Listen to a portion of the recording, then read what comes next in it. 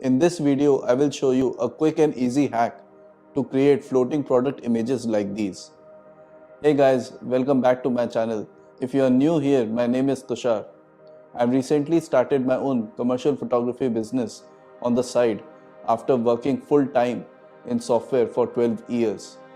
After doing fashion and street photography for the last 4 years, I think it's the best time to start into commercial photography. Now, I've shot a lot of products for my portfolio, but I've always wanted to create floating product images. There's something very cool and elegant about them, and now I've discovered a quick and easy hack. All you need is this $10 tool and some basic Photoshop skills. So let's get started. So I shot this pair of sunglasses from Soyuz and I really like how this turned out. We have a floating product against a bright background, but the main thing is how to make products float in the air, and this is how we do it. Before we begin, let's look at the setup. To get a floating shot, I am using this tool called the helping hand tool. This is literally a $10 tool and it probably is the most useful tool in my setup. It can hold anything and you can really get beautiful floating shots out of this. Let's get to the editing part.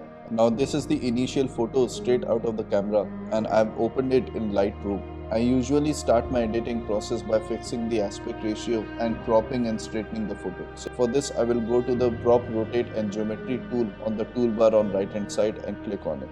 As you can see under crop, the original aspect ratio is 2:3. Here I will select 4:5 because I mostly post photos on Instagram. This can obviously be different for you according to your preferences. I will go with 4:5 and then I will try to eliminate white space as much as possible while trying to center our product. So for this I will try to crop the photo so that the sunglasses are in the center of the photo. So I think this looks nice. I will double click on it to confirm our selection. Great. Now it's time to edit in Photoshop. So I will right click on the photo and select edit in Photoshop. This opens a shot in Photoshop. The first thing I do while editing in Photoshop is to unlock the original or background layer. So for this I will navigate to the right hand side and then under layers tab we can see the original layer titled as background, right? So let's click on the lock icon on the background layer. Once you click on the lock icon, it gets unlocked and it also gets renamed as layer 0. Now that we have unlocked our original layer, we need to make a copy of it before we start any editing. So on Mac, I will press Command J. On Windows, you can press Ctrl J.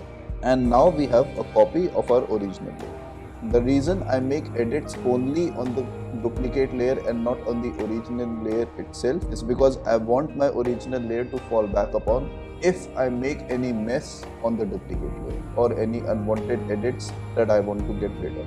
So this is always a good idea to make a copy of the original layer and then start editing on it. Now that I have my duplicate layer, I will start the editing. For this, I will select a duplicate layer. There I will select the quick selection tool. Now with the quick selection tool, I will start by selecting the clamps of the helping hand tool that I want to be removed. For doing so, I will keep pressing the mouse while selecting the area I want to remove.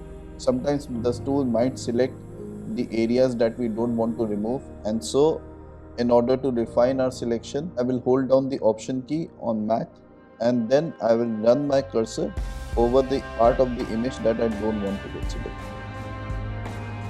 I will also run the cursor on the boundaries of the clamp so that we have more refinement in our selection.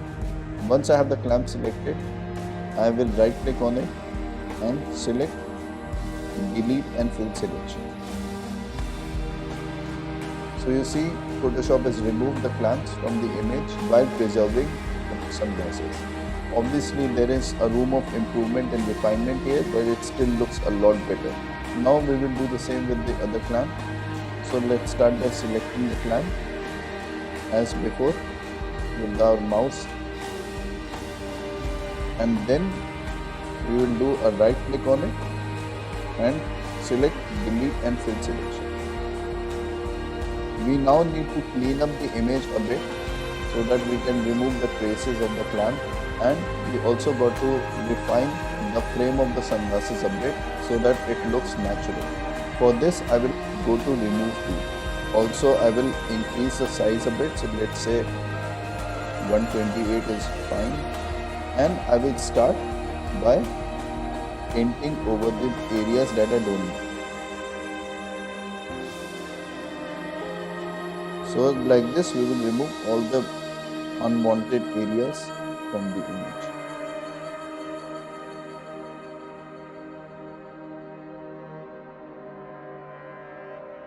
I usually remove all the dust from the image because it just looks unprofessional otherwise, and it's also a good idea to remove the unwanted highlights or glares if possible.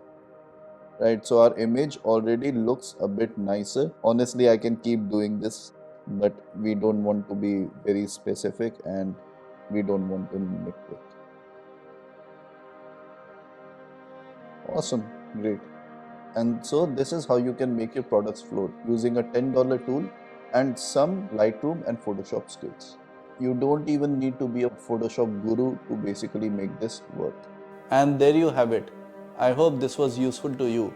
A quick and easy hack to create floating product images. Now you can add some to your own portfolio. What are your thoughts on this? I would love to hear it in the comments below. Also, do consider liking this video and subscribing to this channel. This gives me a lot of confidence to create videos like these. I see you next time. Ciao.